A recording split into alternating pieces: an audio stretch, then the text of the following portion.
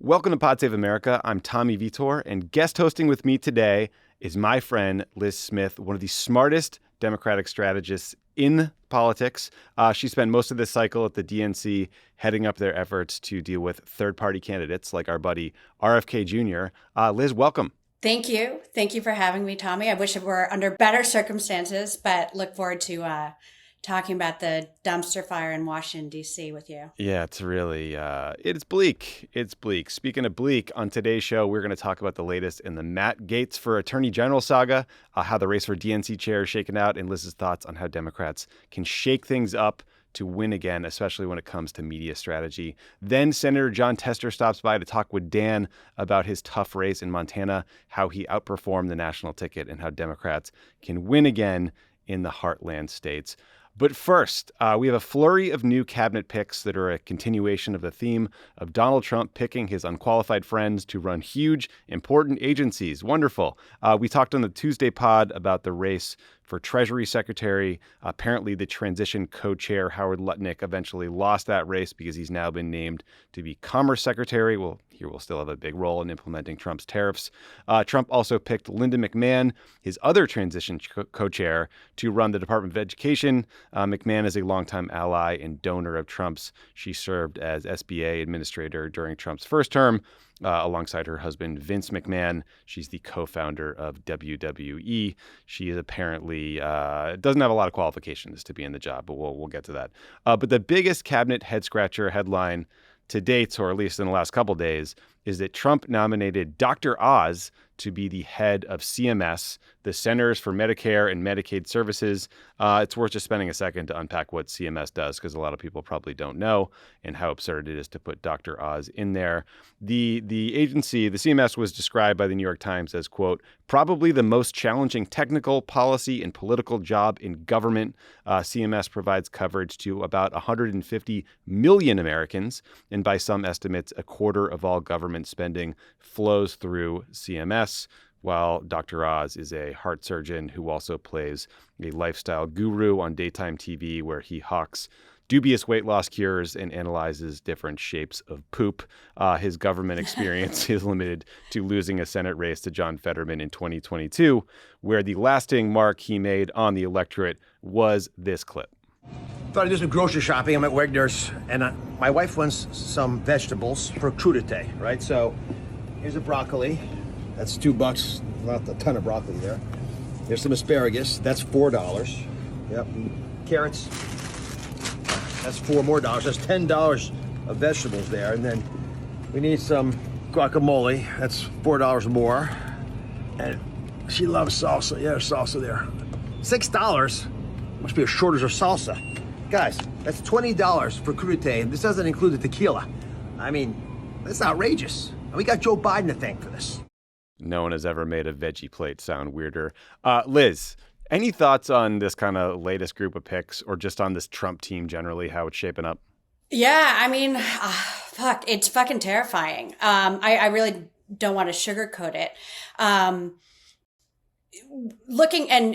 do work for Adam Schiff, and he had a really good point on this sort of crop of candidates, is that, yes, they're all unqualified, but that's sort of the point here. Because what Donald Trump is trying to do is to show that he can roll the U.S. Senate, that he can get these completely unqualified people through the Senate. And if he can get them to do that, they will do literally anything for him.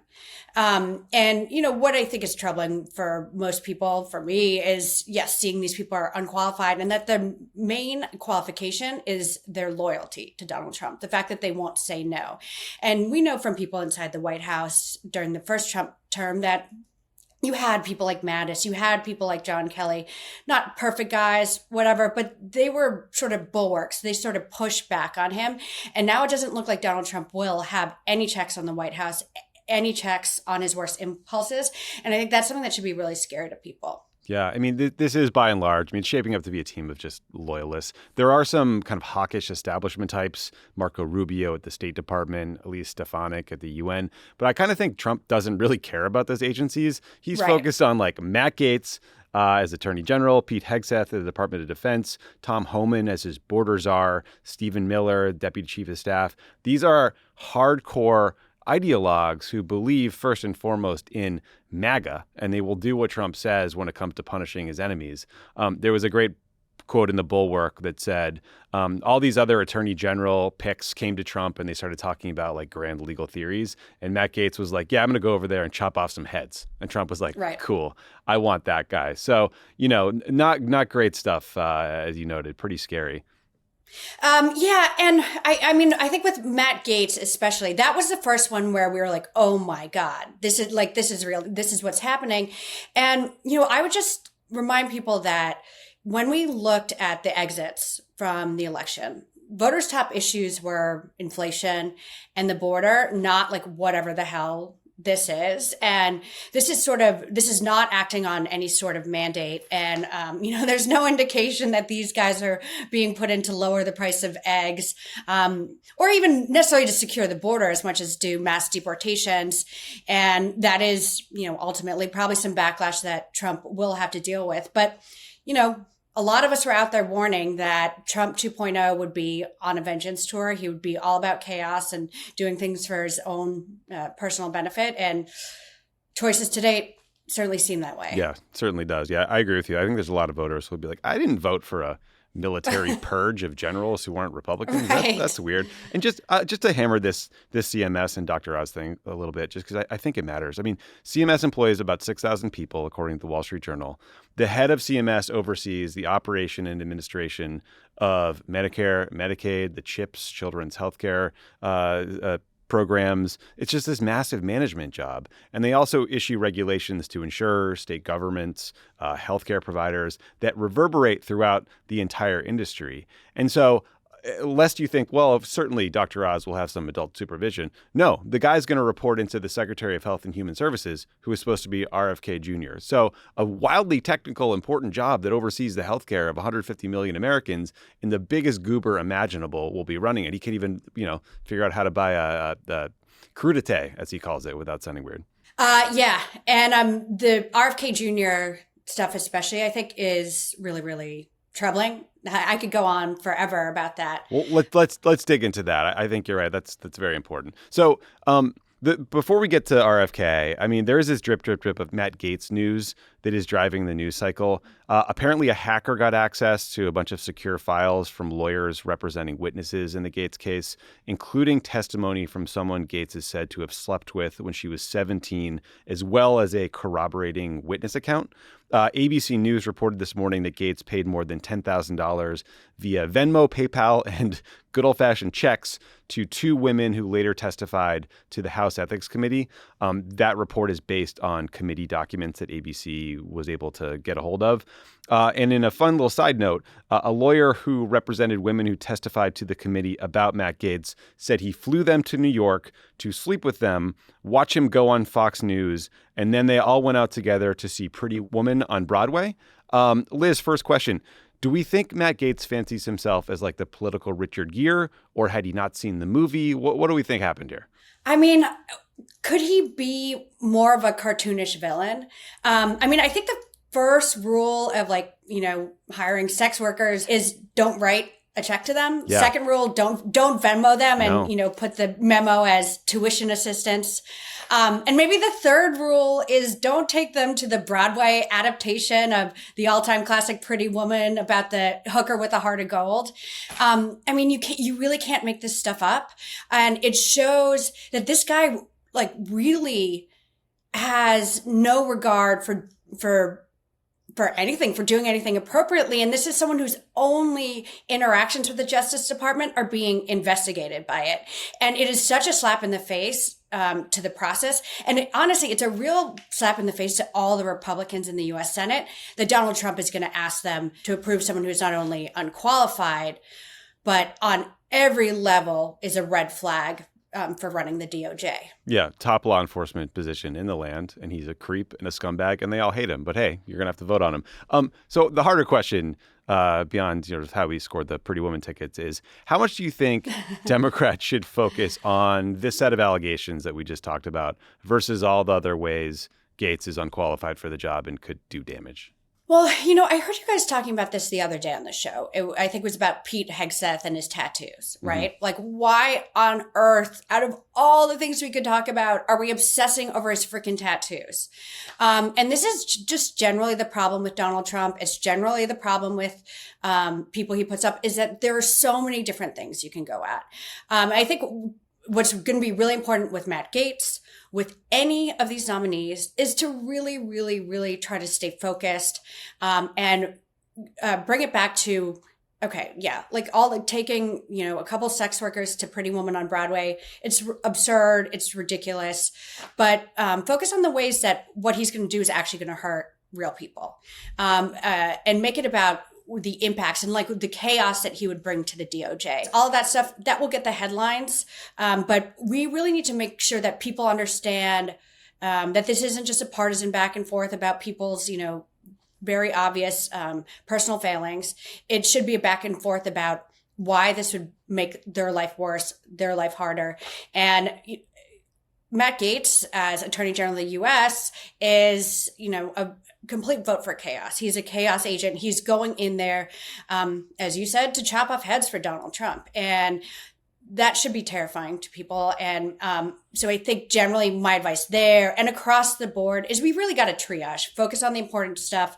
Don't just go down every weird rabbit hole with these people. Yeah, I think that's right. And I think, as you and I know, because we did communications for so long, the hardest part in these fights is getting it covered and reaching people outside of Washington, reaching actual voters, and, creating a political cost for the people who, will have to vote for Matt Gaetz. Because I think this story, is useful because people are not going to flip past this one when it gets served to them by the Daily Mail on TikTok, right? You want to know more about what Matt Gaetz was doing in New York on this trip. It's got the details. There's drugs, there's sex, there's all of it. There's the funny details about, I think he put, in some of the Venmo comments to these women, he put in being my friend. And then one time he wrote being awesome. So thank you for that, Matt. But you're right. I think you have to use that interest and coverage to raise a whole set of broader issues about why he could do damage and actually harm real people. The weird thing about this, Liz, is there is this report this morning that some of these files from an unrelated civil case against Gaetz were gotten by a hacker. And I'm a little worried about that part of the narrative confusing things. We don't want him to look like a victim. We want him to sell a narrative that the deep state is going after him. We also don't know who hacked these files. It could be someone who decides he or she wants to dox the women who are victims, who apparently gave video testimony. So I don't know. I'm hoping this ethics committee report will leak, but I am a little worried that this sort of hacking piece of it confuses things. It always does. It always does. But I'm with you. I hope they release the ethics investigation. It would be nice if they released it. It didn't have to be leaked so that we could look at all of this. But, during the hearings, all of that, I think it's just really important to focus on, the really dangerous things that he would want to do as Attorney General. And he's picked because Trump wants someone who will not check his worst impulses and do all the things that he said he wanted to do to his political enemies in his first term. Yeah, that's right. All right, let's go to our buddy RFK Jr. Deep breaths for both of us. So the Bulwark reported yesterday that in a speech given in 2020, RFK seemed open to the idea that the government might have created the COVID pandemic. Let's listen to a clip from that speech. Many people argue that this pandemic was a plandemic, that it was planned from the outset, that it's part of a sinister scheme. I can't tell you the answer to that. I don't have enough evidence. A lot of it feels very planned to me, but I don't know. I will tell you this. If you create these mechanisms for control, they become weapons of obedience for authoritarian regimes, no matter how beneficial or innocent the people who created them.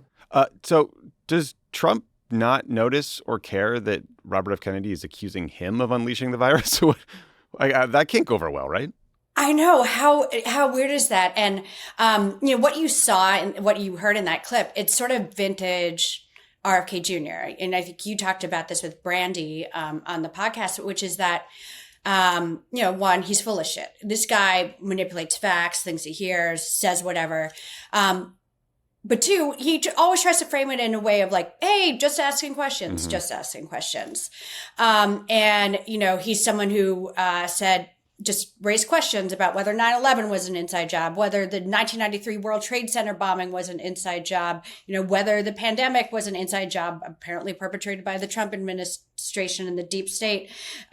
He says tap water turns kids gay and transgender, that no vaccines are safe and effective. And, the most troubling thing to me about him is, again, what I was talking about with you before, is the real life impacts of this, right? This isn't a guy who just goes out and says irresponsible things. This is someone who was a lead spreader of misinformation during the pandemic.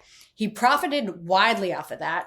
But if you go back to 2018, he was someone who helped stoke this really bad public health crisis in American Samoa, where he spread propaganda that was against the measles vaccine. And you know what the end effect of that was? Dozens and dozens of people there died, most of them kids. And, if you scaled that up for the US, that would be, I think I saw online 140,000 people dead. Wow. So what he is doing would have really, really real life effects. Yeah, I think that's the most important point. I mean, he could, at the bare minimum, he could make people more hesitant to get vaccines and reduce the uptick in, measles vaccinations and lead to a massive outbreak. It's always interesting to me how Trump is never held responsible for the things the government did when he's in charge. It was always the deep state. His supporters simultaneously want him to be seen as this all-powerful strong man, but also the constant victim, and it drives me nuts.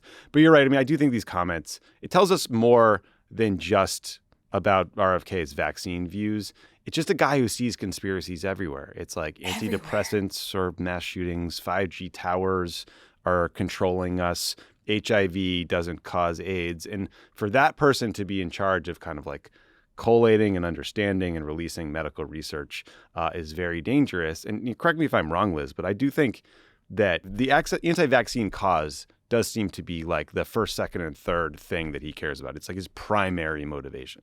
Yeah. And, that's why it was really, really, really frustrating to me in the last week when I saw Governor Jared Polis, Democratic governor from Colorado, saw Cory Booker, Democratic senator from New Jersey, coming out and praising the pick and, largely focusing on how RFK Jr. wants to take on chemicals in the food and agribusiness. And it's like, you are so freaking naive if you think that RFK Jr. is being picked to take on agribusiness. And you are more than naive. You're frankly an idiot if you think that Donald Trump is going to allow anyone in his administration to take on big business, to take on agribusiness.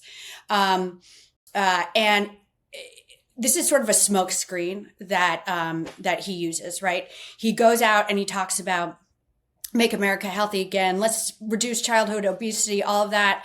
But like, that's not what he's about. He's not about raw milk. The thing that animates him, the thing that has enriched him, the thing that he has made his biggest mark on is on being an anti-vaxxer. And it's extremely dangerous. And so like, I'm begging, Democrats, get their stuff together. Don't go out there and,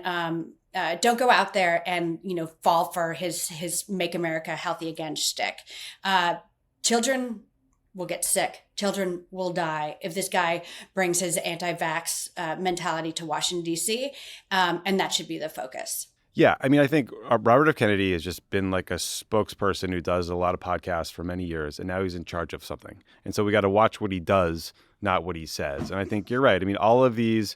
There were all these articles in the campaign about Trump going to massive corporate interests and saying, cut me a huge check and I'll advance your agenda, whether it was, the people who wanted to undo the work Biden was doing to go after monopolies, all the crypto people were thrilled to get rid of Gary Gensler and have no rules. Never mind that, some crypto companies collapsed and a bunch of people got hurt. I think this is going to be replicated in every single industry and agency, agriculture, GMOs, oil and gas. I mean, the incoming chief of staff, Susie Wiles, is a lobbyist. Yeah. Seems to tell you a lot.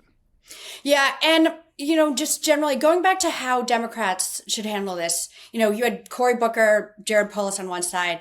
Then I saw Jake Auchincloss, he's the congressman from Massachusetts. His parents are scientists. He's been going on TV, going on like Twitter thread storms, all of that, just really hammering all of RFK Jr.'s most anti-science views and dangerous views. And I would love to see that sort of discipline from Democrats on this. And I'm a broken record about this, but like Democrats have a great bench. We never use them. We always talk about our bench, but we never use them. And like, we know that with these picks, it's going to be an opportunity for Democrats to come out of the woodwork and speak out against them. So like when it's a pick like RFK Jr., have Jake Auchincloss, have Lauren Underwood, who's a nurse, talk about this. When it's someone like Pete Hegseth, have Pat Ryan, who's already been out there on this, and have Mikey Sherrill go out and speak out about it. But I really, really would love to see a coordinated, strategic communications plan around this that is not just treating every candidate like it's a 5-alarm fire, and where we're putting out some voices who I think would be really respected. I think that's really smart. I think we got to be very focused on the messengers and their credibility and have the impact of their words on the voters. But also, to your point, be strategic about the fights we pick. Because like the end goal, the real goal is to get 4 Republican senators to vote against a pick or to privately tell Trump to pull the nominee. I'm pretty skeptical that will happen. So the secondary goal is create a process and a narrative and a bunch of stories that create some political damage for Trump. And like you said, I think it's a trap to just go nuts on every nominee because we sound hyperbolic. And like, I think we also can't frame our arguments as we're the defenders of the status quo and he's a disruptor, because a lot of people want that. And we also have to focus on things that people care about. I mean, you mentioned the tattoo thing with Pete Hegseth. My other hobby horse on this is Tulsi Gabbard, who should not be the next director of national intelligence, but everyone's calling her like Putin's puppet and a stooge and this and that. And it's like, I don't know, that sounds very like 2017 Mueller, it's Mueller time shit. Like, let's talk about how she has no qualifications. She's never managed a big organization. She's never worked in the intelligence community. I think like we got to be a little more substantive here. Yeah, I'm with you on that one. I mean, look, she's done stuff like met with Bashar al-Assad and has said things that do mirror some of Kremlin talking points, but there's no evidence that she's a Kremlin asset or anything like that. And I think the second we start saying things like that, we lose credibility. And what we saw during the first Trump term is if everything is a 5-alarm fire, if everything is World War III, then like nothing ends up mattering. And like when World War III actually comes along, people will just be like, yeah, sure. You're the boy who cried wolf.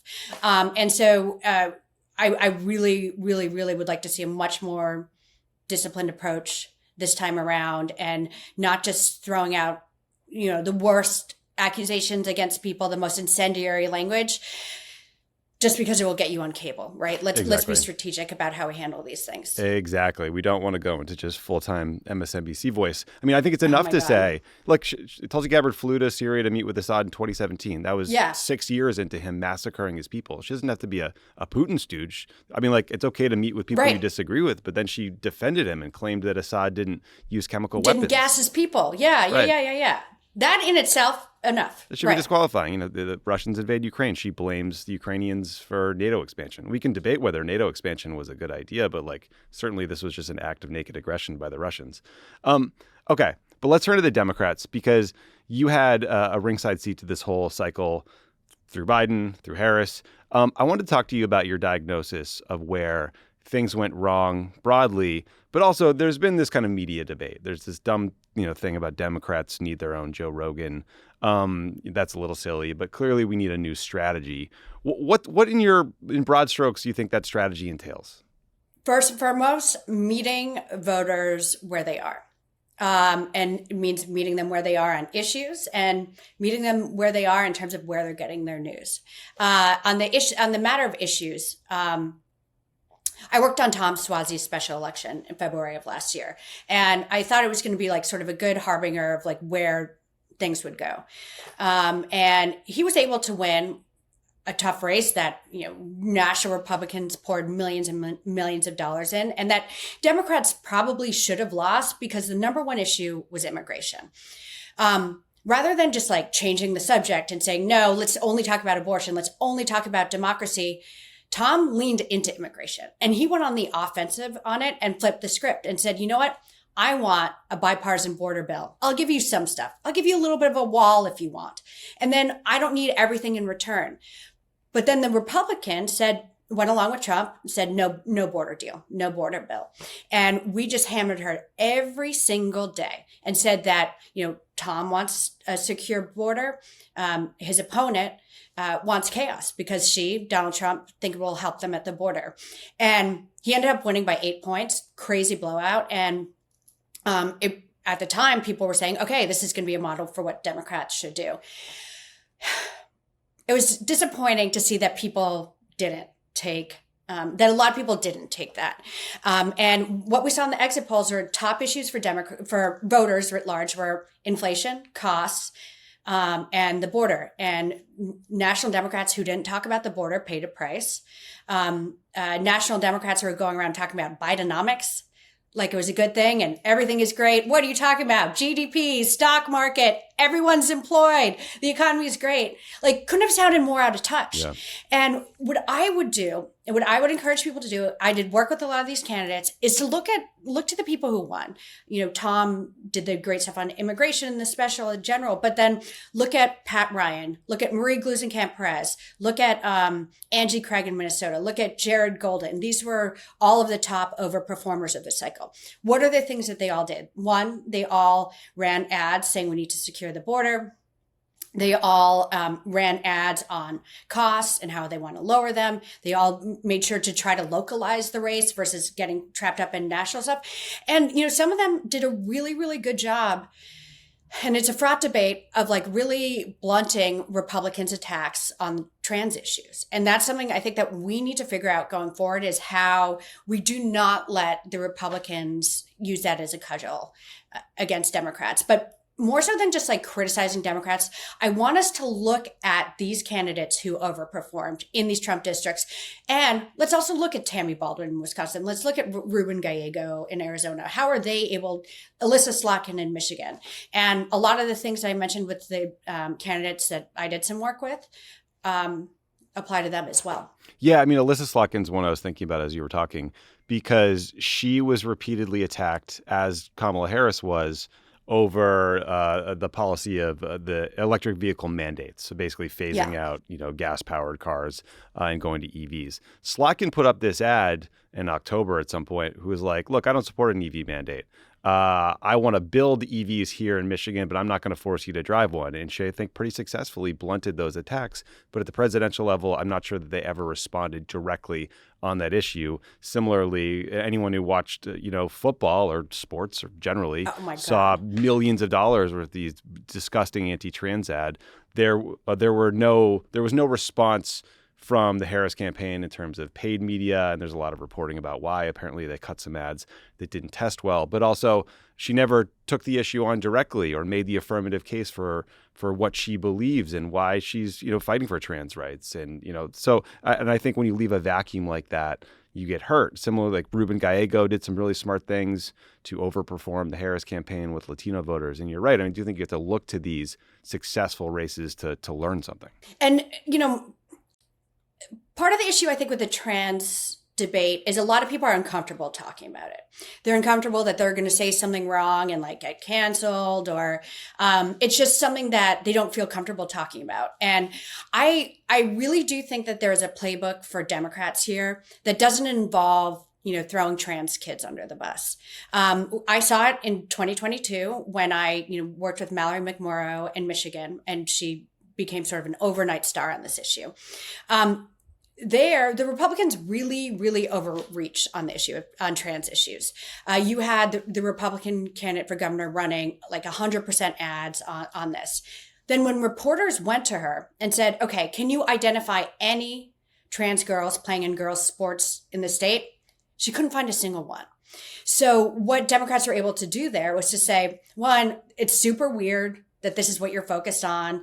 And two, you're only doing this because you don't have any solutions you want to talk about on lowering healthcare costs, on inflation, on any of those things. And then, this cycle, I saw Marie Gluesenkamp-Perez handle this very well. Her opponent, Joe Kent, tried to attack her for not supporting a federal ban on this. And she was like, Joe, you know what? I'm not the weirdo. You're the weirdo. You're the one who supports a bill that would require genital checks on girls as young as 5 years old. Ugh, and let's leave this to local governments. Let's leave this to local school districts, to parents, to communities to figure out. Like, let's not have this big government overreach that is going to end up with genital checks for young girls.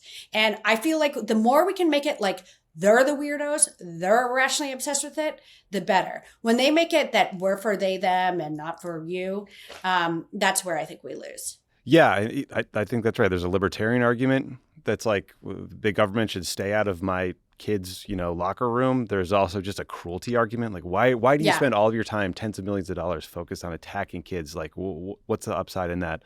You're right, though. I just do think we have to join the fight, be a part of that conversation, make an affirmative case, point out how craven and politicized what they're doing is, and make that part of the argument. But I also want to talk to you about this this media piece of it, because I know you obsess about it. I was reading this Wall Street Journal piece. I obsess about it too. I was reading the Wall Street Journal the other day. They reported that Trump's interview with Joe Rogan had 25 million listens on Spotify and 45 million views on YouTube.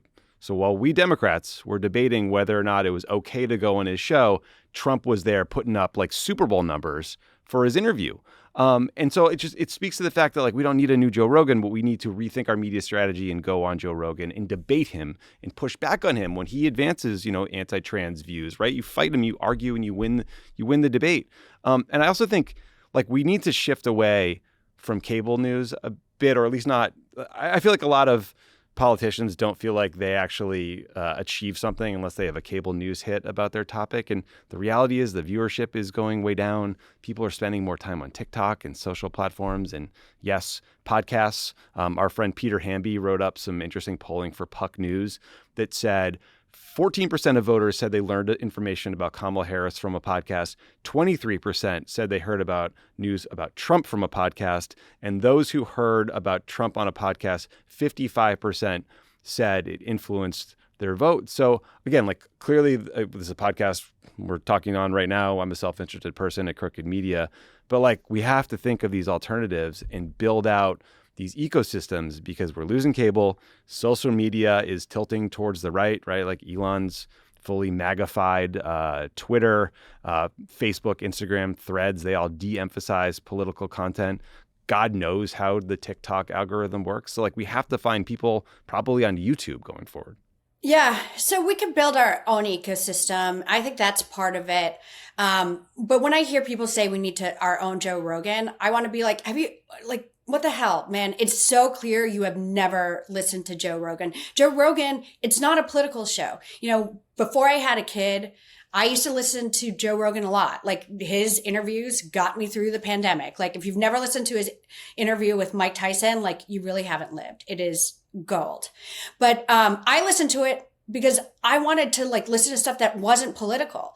And so I could hear him chopping it up with like Mike Tyson or with like, I don't know, Miley Cyrus. Andrew Schultz. I heard the Miley Cyrus one, actually. That was pretty good. Yeah, right? And so, like, I would be in the pandemic. I would be going for walks in the woods, and that's what I would listen to. But I think it's a problem that people on our side don't listen to Joe Rogan, don't understand that sort of sphere, right? And they think that, okay, we need someone on the left. It's not a political show. What I think we need is people who can go on shows like Joe Rogan. And to your point, and what does that mean? That means people can have actual conversations. And sometimes I think this is a challenge, especially for older politicians. Donald Trump is a little bit of an anomaly, but they're so used to talking in like talking points and policies that it's hard for them just to go on and like chop it up and have a normal conversation.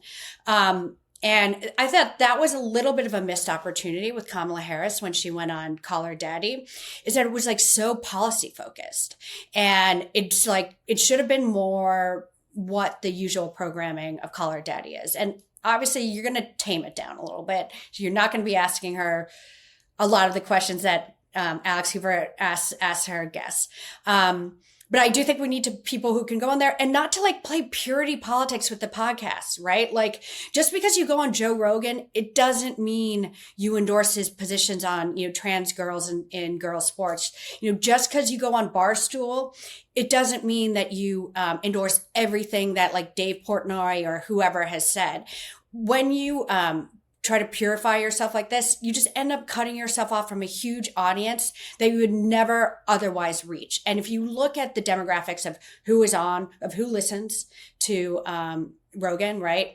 It is very diverse ideologically. It's about a third, Republican, Democrat, Independent, very racially diverse. And it's a lot of young men. And these are people who will basically do everything in their power not to have to listen to MSNBC, consume political news. Yep. And so like, this is the only way you're going to reach them. And why on earth are we not trying to reach them there? But to do it and do it effectively, we need candidates who can go on, have those conversations. And to me, it speaks to the need for like younger, fresher, more normal voices. I always say more normal Democrats, people who can go beyond just like policy talking points. Yeah, like diversity of experience, race, gender, but also like, some people that didn't go to college, right? So like people like Dan Osborne, right? Talking from a different perspective. I mean, yeah, you're right. Trump is an anomaly. His superpower is that he can talk about himself nonstop all day, every day. I heard Rogan joking that Trump walked in, didn't use the bathroom, talked for 3 hours, left without using the bathroom. And that was the most shocking thing he'd ever seen. But like more broadly, there is this big kind of rolling fight about why Kamala Harris lost, and people are pointing to their different things. And I think ultimately, like everything points to anger about the economy and inflation and Joe Biden being very unpopular, being like the main cause. But that doesn't mean that Harris couldn't have done things differently. And I do think it was probably a mistake to wait so long to do long-form interviews. That also seems to have kept Tim Walz from doing things early on. And you're right. I mean, it means going on shows where people disagree with us. It also means like we can't spend another cycle spending $500 million on TV ads that don't work. Oh my God. Yeah. And one other thing I would say, I mean, I could go on about this for hours. It's like my passion. I wrote a book that Any Given Tuesday that went through a lot of this, but this was how we got Pete Buttigieg to go from obscurity to a top tier candidate. Mm-hmm. What it was like, people sometimes focus on the go everywhere aspect, like sort of the non-traditional stuff that we did, like Jesus and Mero, The Breakfast Club, Barstool, all of that. But what we really actually did was an all of the above strategy. And I do think that that's something that, I saw a little bit left behind with both Biden and Harris, is that by the end, they were complaining so much about the refs, like the New York Times, Washington Post, all of that. You got to work the refs as well. Throw some stuff their way. Give them, like, what's the harm in giving New York Times a 5-minute pull aside or Washington Post a 5-minute pull aside? Give them that. Do a little cable, do a little network news, hit all the local stuff that you can, hit the non-traditional stuff. And like, if you do all of those things together, that is how you're most likely to reach people. People who are regular voters, people who are not regular voters, people have different political persuasions. And it's also how you're more likely to get the press off your ass. Yes. And I really think it's important, as much as we roll our eyes at the declining influence of the mainstream media, it's really important to understand, you still got to work those refs a little bit. You got to work those refs. And boy, you and I have been on the campaign plane where you have a press office or a press plane full of really pissed off reporters, and it does not help you win. Last thing I want to talk about was the race to succeed Jamie Harrison as DNC chair. Former Governor Martin O'Malley, who currently runs the Social Security Administration, who you worked for forever ago, has declared as a candidate. So is Ken Martin, who's the head of the Democrat Farm Labor Party in Minnesota, state party chair there. Other potential candidates include Ben Wickler, the head of Wisconsin Democrats, who we've talked to a million times on the show and is great. Michigan State Senator Mallory McMorrow, who's excellent, went viral a couple of years ago, who I know you've worked for as well. And then former New York Congressman Max Rose. So, you just mentioned that you worked with Pete, including when he was running for DNC chair. Question is, like, how important do you think this job is? And how important do you think, the position will be going forward? Every 4 years or every 8 years, we spend a ton of time on this. And there's so much attention. This is about the future of the party. And then the DNC chair sort of fades away. But I think it's a healthy debate for us to have. But I do think a lot of people, like people who don't live and breathe politics, don't actually know how the process works, which is like, this is not like the bigger, broader Democratic Party. This is not voters who get to vote on it. I think of this as like sort of like the most consequential student body election that you could have. It's 440 insiders. And when you're running for chair, you're mostly making calls to a lot of these people, state party chairs, DNC members. And the conversations you have with them aren't necessarily about the future of the party and strategy. It's like, okay, are you going to get this funding from my state party? Are you going to get this staff and all of that? And that stuff is very, very important. But with this chairman election, or chairwoman election, I should say, I was enthused to see Mallory in the conversation. I don't know if she'll actually run or anything like that, but I think it gets to, what kind of face we want to put forward for the party. What's the kind of vibe we want to put forward for the party? And like, again, I'm a broken record. We need more next generation younger leaders people out for there. sure. Like gerontocracy has not been kind to the Democratic Party. No. We need people who are badass communicators. She is so good at this stuff. But like, we need someone like her who, I don't know if you guys have seen this, and I would encourage, listeners to check this out, is she's been doing this series of Q&A on Instagram where she just takes whatever question and then answers it. And it's direct to camera, no bells and whistles. And it's not a lot of spin. It's not a lot of talking points. It's just like talking about why, yes, you should have Thanksgiving dinner with your Trump family members, with your family members who vote for Trump. Why, yes, Democrats do need to go on Rogan. And I think it is sort of a breath of fresh air. And like having someone, again, who is like more of a normal person, can talk like a normal person, who's younger, who has been in the trenches, and I think could lead the party in a different direction would be good. I also think, yes, there's the media money piece. But we do need someone as well who can sort of manage the guts of the DNC, the staff, all the meetings, the state parties. And it could be interesting to have more of like a dual chair system like we've had in the past versus just putting it all on one person. Yeah, like an executive director and then a chair. Yeah. I mean, yeah, I totally agree with you. I want someone young. I want someone who doesn't look like they're learning about TikTok for the first time as they record one. Right. We will probably figure out this race in late February. So you're right. It'll be a contest until then. And then I agree that it'll just sort of be someone who operates in the background and does media. I mean, the DNC race, similar to what has been described to me as like a tiny city council race where the voters are all Democratic Party institutionalists. Your win number is like 225 people. So you're right. It's like very small. Right. The thing I think everyone just needs to remember is the DNC is not a policy-making organization. They're the organization that keeps the voter file up to date. And they acquire technology that lets us model voters and reach them in better ways. They raise a ton of money and then make sure that money gets to state parties. I also think, there will be this big communications push to deal with Trump. And I want the next chair to be someone who's thinking about communications in a different way and not thinking that going on Meet the Press once a month is how you combat Trump. It has to be this like digital first focus. But yeah, I mean, I'm glad there's a bunch of people jumping in the race. I'm glad there's some outsiders. But this person's got to have to be respected. They'll have to be able to bring everyone together, convene everyone, make real decisions, be creative, and then just raise a shitload of money. Right. And be strategic. And I do want someone who's thinking about the longer term Democratic brand, and specifically how we respond to Trump. Voters send a message. We cannot just be an anti-Trump party. So I don't know. Let's see how the field shakes out. I like it. Okay, we're going to take a quick break, but when we come back, you're going to hear Dan's conversation with Senator Jon Tester about his race in Montana that unfortunately went the wrong way, but also about where the party is headed and how we can win states like Montana going forward. One quick thing before we do that, listen, if you're new around here, I also do a show with Ben Rhodes called Pod Save the World where we focus on foreign policy. We've been doing the last couple of weeks on Trump's national security picks, what they say about the direction his administration is going on national security, what's happening in Russia and Ukraine, the stakes for Gaza. And just this week, we interviewed Bernie Sanders about his effort in Congress to ban some offensive weapons sales to Israel. So check it out. Pod Save the World drops every Wednesday. You can find it wherever you get your podcasts or on YouTube. When we come back, Jon Tester.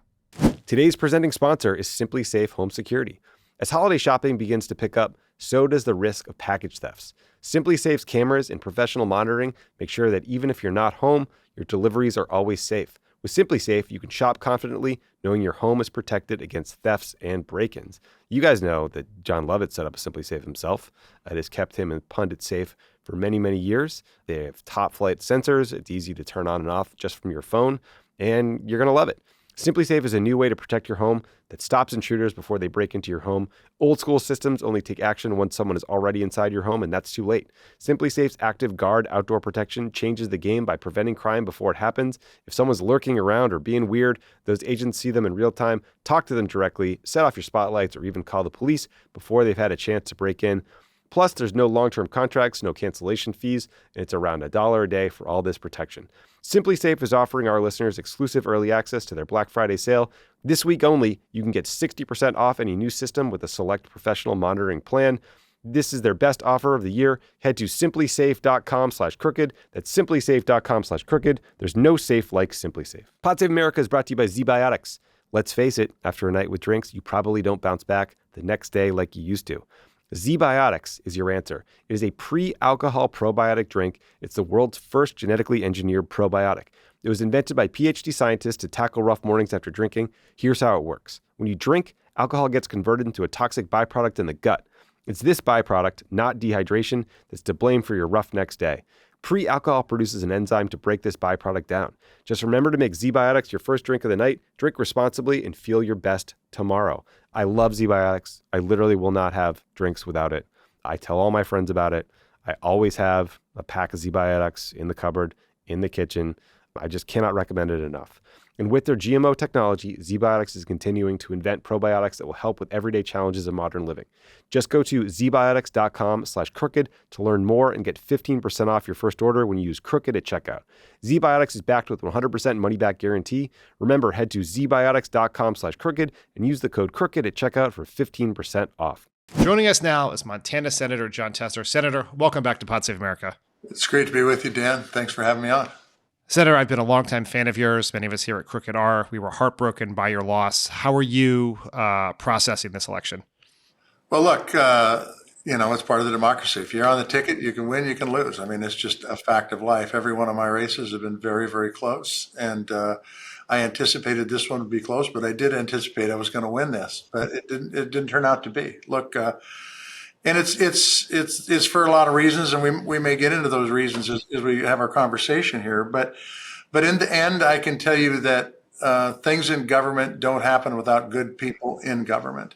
And this is the greatest country in the world, not because of the work that I've done, but because of the work that previous generations have done to give me opportunity to be successful. And that's the same perspective that I gave to this job. It was to make this country remain the greatest country in the world, which it is, the greatest country that's ever existed, and make it so our kids and our grandkids could have the same opportunity that my grandparents and parents gave me and my generation. And I think that that's it. Now, I was finally to a position where I had enough experience, where I was chairing key committees and making really important decisions for how the country was going to proceed forward. But the voters spoke, and that's the way it is. And I had a very, very good run in the United States Senate. Spent 18 years here, met some great people, both inside government and outside government, people that I wouldn't normally meet if I had not had this job. Had an opportunity to do some great things for our veterans, for infrastructure, for conservation, for our public lands, for our financial system that I think is important, that will stand the test of time. But in the end, and I think I may have told you this, or you may have read this, the best job I ever had is being a farmer. And that's the job I'm going back to. And so don't feel bad for me. I get to go back to something that I really love, and we're going to continue to do moving forward. And hopefully, God willing, we'll be able to do it for a number of years, if not decades, moving forward. And then, we'll monitor government and try to hold people accountable the best we can from my ability being a farmer west of Big Sandy, Montana. Going from the Senate to farming is probably the only transition to farming where you're going to have less shit in your life than Well, not unless we get some more livestock, and then That's right. Fair enough. shit level will go up. Yeah, that's right. Let's talk a little bit about your race. This was always going to be a tough race. Montana is an incredibly Republican state. Trump ended up winning by about 20 points. You did you won a big chunk of Trump's voters. What were sort of the big issues in the race, and what were sort of the headwinds you were facing? Well, I think the first one, the issues people were talking about were inflation, cost of living. They were talking about cost of housing. They were talking about the border and the fact that it should be secure. I think those were the big issues that I heard as I went around the state of Montana for the last 2-3 years, actually. And it didn't just happen in the last year. It's been that way for a bit.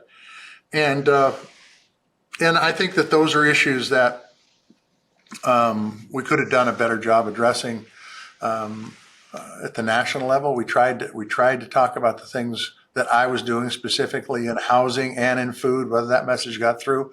Obviously, it didn't get through as much as I wanted it to because we lost. But we talked about that, and we talked about my positions on the southern border, which was different than the administration's for the first 2, 3, 4 years of the administration. So, but the bottom line is that's what people were concerned about. They were concerned about the cost of living and the border, I would say, more specifically.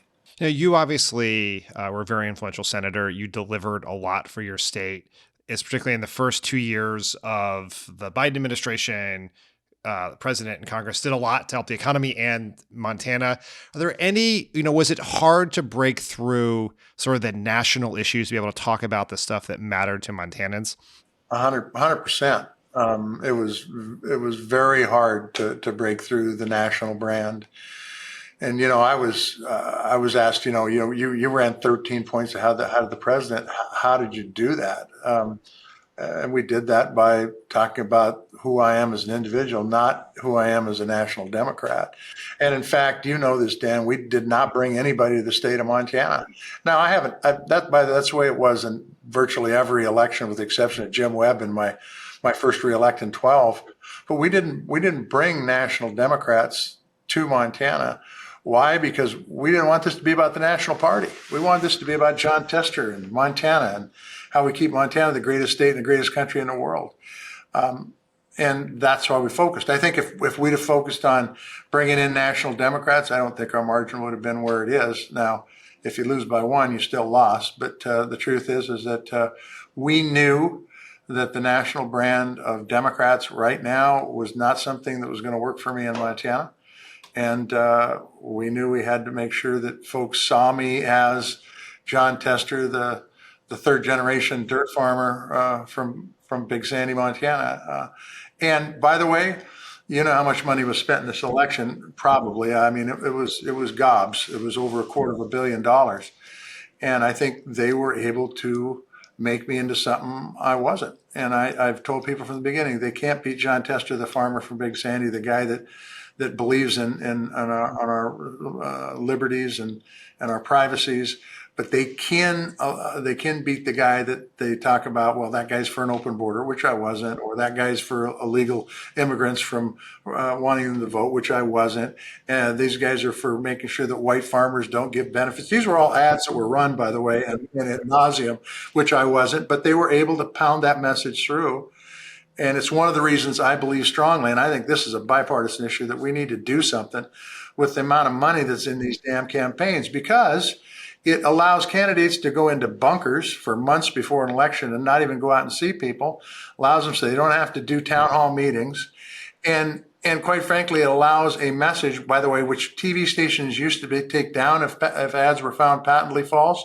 Now they don't. If you give them the money, they'll put anything up virtually.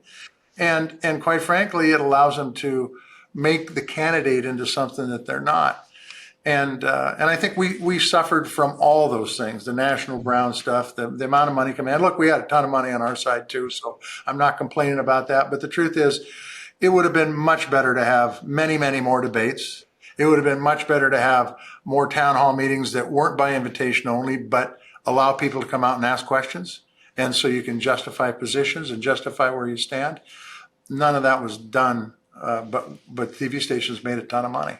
I mean, the fact that $250 million was spent in Montana is wild, since that's like a little less than a third of what was spent in all of Barack Obama's 2008 national campaign, which had all the money in the world. We are in a different. Yeah. I mean, I couldn't even imagine how you would spend that much money in Montana, given the cost of TV there. It's truly wild.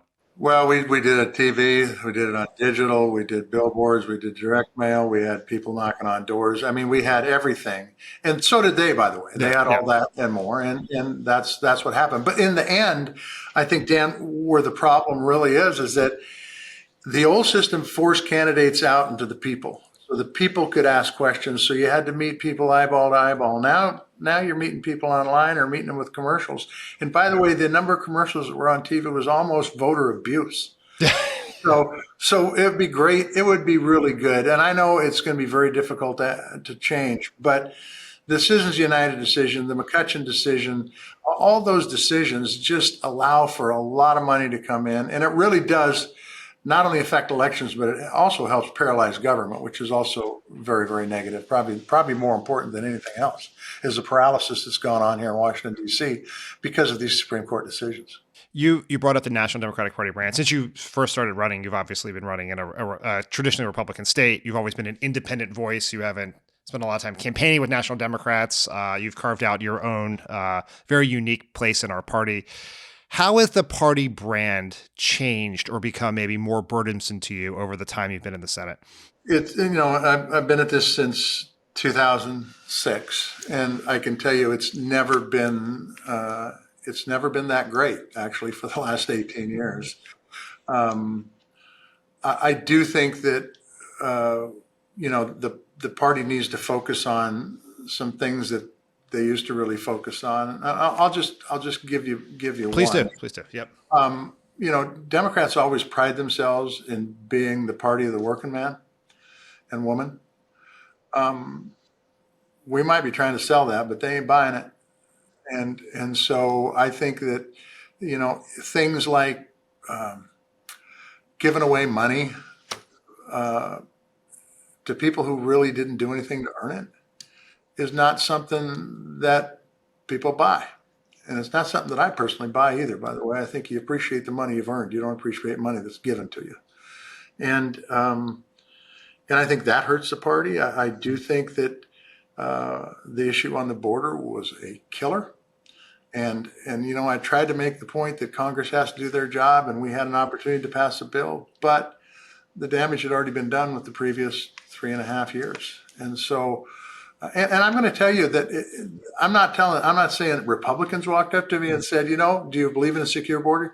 Rock rib Democrats, generational FDR Democrats were coming up to me going, where are you at on the border? I'm seeing all these ads. You want an open border? I said, no, I believe in an absolute secure border. We need to know who's coming across there. There's bad people who want to do bad things in this country.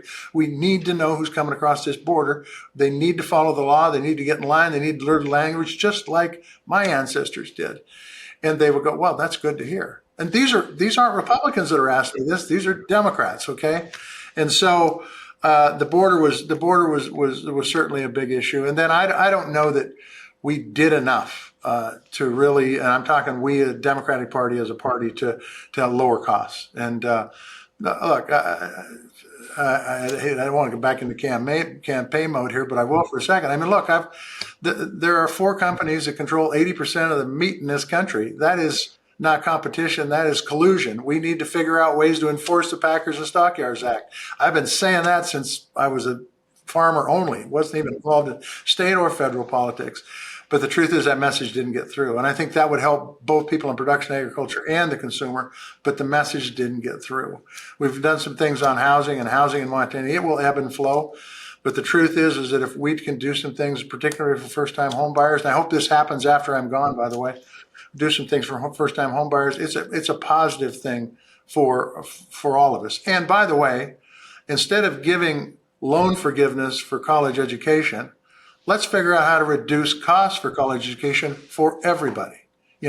Lower the rates so you get the bank rate on all our college loans, and make it retroactive for everybody that's got a college loan. So you're not just picking out a select few at this moment in time and saying, you know what, you guys are going to get your loans forgiven, and everybody else that paid for their loans or people who are going to come up later and have loans aren't going to get advantage of that. I think people see that as patently unfair, and I think it hurts Democrats. There's been this debate in the party because it's everywhere, right? Ohio, across the nation. One of the reasons Kamala Harris lost is Donald Trump made huge gains with what had been the core of the Democratic base, as you point out, working class voters, right? Of all races, all backgrounds, everything.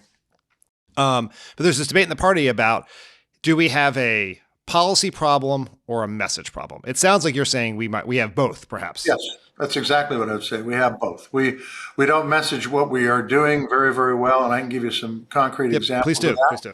And we need to modify what we're doing. Okay, I can give you several. So we passed the largest infrastructure bill since the year I was born. I'm 68 years old. 1956 is the last time we had an infrastructure bill this big, this generational. And the minute we passed that bill, which was classified as a small infrastructure bill by people, Democrats were saying, this is just a small infrastructure bill. There's a bigger one coming later. Well, that's kind of shooting yourself in the foot right off the bat. And then we didn't spend any time telling people what it did. And then by the time it started going, it's too late. I mean, you're a guy that understands communication. You've got a moment in time to get that information out. And if you don't utilize that moment of time, you lose it. And that's just one example of many things that came down the pipe. Every bill, you want to talk about working people, every bill that this administration and Congress did had a component in it for union members. Every one of them. And I thought at the time, wow, this is pretty amazing. And I believe if you want the job done right, the best way to do it is go get a union member to do it. I believe that in my heart. I think if you want to expand the middle class, the best way to do that is expand the union movement in this country. But the truth is union members didn't know that happened. Their leadership did, but the rank and file didn't. And I think we lost a lot of them because of that. They didn't understand who really was fighting for them back in Washington, D.C. So I do think it's both a content issue and a messaging issue. My roots are in South Dakota politics. I work for Tim Johnson and Tom Daschle in their elections. Personal heroes of mine, by the way. Yeah, Tim Johnson, rest in peace. Great American senator. One of the ways in which those Democrats and Democrats like yourself were able to win in these Republican states was there was a very vibrant, in these states, local media. So your constituents could actually get to know you. They would get to know the things you did. That's obviously changed dramatically, particularly over the last 4 years. I imagine that was probably a real challenge for you in this election. Yeah, I think if you want to talk about one thing that's changed dramatically in the last 18 years is local press has gone away. I mean, it really has. We've got a few TV stations, but in Montana, most of those they're young reporters. They're still learning the ropes. They're looking to move up. The old days of the newspapers that had the reporters that asked you tough questions and held you accountable, those days are all but gone. There's still a few of those folks around, but they're all but gone. And I think that has been had a huge impact on who people are voting for, because they really don't, their candidate, the public officials aren't, and I'm talking not only at the U.S. Senate level, I'm talking county commissioners and city council. None of those folks are being held accountable to the level they once were. They don't think anybody's watching them. And if people think they can do stuff and get away with it, I don't think it adds to a better government. It adds to a much worse one. It's a huge problem. And I don't know how to solve this one, Dan. I really don't, because the internet has kind of taken those birds over, and there just isn't any money in papers anymore. And I get it, and it shows. I mean, we just got a few papers in the state that are just a shadow of what they once were, and it's unfortunate. But that's probably the biggest change in the last 18 years, quite frankly. Yeah, it just makes it so hard for constituents to actually get to know their Yep. their elected officials as people, as opposed to the caricature. Right, it becomes very challenging. Yeah, absolutely. And I've got to tell you, I remember when I got in the state legislature, I did an interview with a guy by the name of Mike Dennison. And Mike Dennison was a good guy, and I read his papers for years and years sitting on the farm, and I thought his articles were great. I'm going to tell you what, he ripped me one end to the other because I wasn't prepared when I went into the interview. And it taught me a really important lesson. I don't care how well you like that reporter. If you're not prepared when you go in for that interview, they're gonna take you apart. And so consequently, folks don't have to prepare anymore. They don't have to justify their position. Why did you vote this way or why did you vote that way? Because there's nobody there asking the tough questions anymore. As you mentioned, you're a farmer. The farmers were, for a very long time, the ag community was a core of the Democratic base. It's one of the reasons why, even though they were Republican states, we had Democratic senators, oftentimes 2 Democratic senators in places like Montana, North Dakota, South Dakota, Iowa, not too many years ago. That's right. How have Democrats lost farmers, and what can we do to get them back? Once again, I don't think it's any different than the working folks. I think Democrats do a lot of things for folks in production ag, and we don't talk about it with folks in production ag. They're the stuff that's been done in crop insurance, the stuff that's been done in the different farm programs that are out there are pretty important. I will tell you this though too: farmers have changed. When I was growing up, my folks told me never depend upon the federal government. You ever depend on the federal government, you're going to lose the farm. Now, I think if you took away the farm bill from these farmers, they'd go broke in wholesale fashion. I think their whole farming plan is based around federal subsidies. I'm going to tell you, and I still believe this, my folks were right. You want to talk about socialism, that's socialism. And we've got to start making it so the farmers and ranchers can get their paycheck from the marketplace. And the only way you do that is to insert more competition into that marketplace so you get a fair price. And the taxpayer then doesn't have to subsidize those multinational agribusinesses that are out there putting the boots to farmers and ranchers every single day because they can. And so farmers have changed. They have. It didn't used to be this way. But now I'm not so sure that there aren't a lot of farmers that say, hell, if Trump puts on a bunch of tariffs and the prices go to hell, who cares? I'm still going to be okay because I'm going to get a subsidy from the federal government. That is absolutely the wrong way to think about it. Same thing on things like climate change. So if the climate gets worse and I don't get as much rain, what the hell? I've got crop insurance to back me up. That's the wrong way to think about it because those programs could end tomorrow. And they might, by the way. The Project 2025 said, we're going to do away with the Department of Agriculture. And so folks need to really understand that who they have in public office makes a difference because things aren't on autopilot here. Although they might seem like it, they're not. Before I let you go, Senator, I want to get just your reaction as a longtime member of the Senate to Donald Trump's cabinet nominations that he has made, or his purported soon-to-be nominations, and the idea that he might actually recess appoint them. Could you see that possibly happening in the Senate? I don't see how that meets the Constitution of our ability to confirm. I just don't see. I can tell you that there are a lot of really good people out here. Some of them are Democrats, some of them are Republicans, some are independent, some are libertarian. I think there are a ton of people that he could appoint to these cabinet positions that are really, really good, that hold his values, by the way, and are really, really good. It scares me when you put somebody like Matt Gaetz as a head legal person in the United States. Look at him. Look what he's done. Really? Is the idea here to build this country and really keep this country the greatest country in the world? Or is the idea here to destroy the institutions? Because I'm telling you, you put somebody that doesn't know what the hell they're doing as Secretary of Defense, and China will be running this world. Listen to what I just said. If you don't have people who understand what's going on, Department of Defense, the Attorney General, the intelligence community, and go down the list, by the way, Department of Treasury, all of them, China is sitting there and they're licking their lips. They've been playing this long game, and the long game just got a hell of a lot shorter if you don't have good people in these departments. And so when the president puts forth people, we have an advise and consent function here in the United States Senate. We damn well better take that seriously, put politics aside and say, is this the right person for the job? Can this person actually run the Department of Defense, which is over half the money that we expend in this country? Or is he going to put us at risk? Because there's a lot of bad people and a lot of bad countries out there that want to see the United States go away. And if we don't understand that going into these positions, these are not our friends. They never will be our friends. And we need to have people that understand the threat, because the threat is real and it's happening to us every day. And so the people he puts forth, he has every right to put it forth. But there are really, really, really good, well-qualified people out there. Those are the folks you need to put forth. Those are the folks that people in the Senate needs to confirm.